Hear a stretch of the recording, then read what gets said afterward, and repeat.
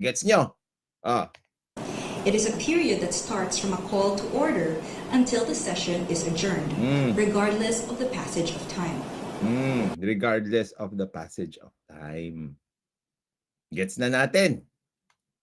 However, the court reminded the House that Article 11, Section 3, Paragraph 2 of the Constitution clearly requires that a verified impeachment complaint be immediately put in the order of business within 10 session days from its endorsement.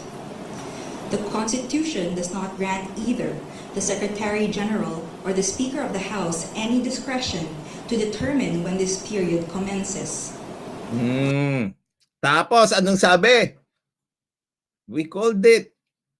Walang discretion yung Secretary General sa lahat ng sinasabi niyang discretionary sa kanya. My gosh.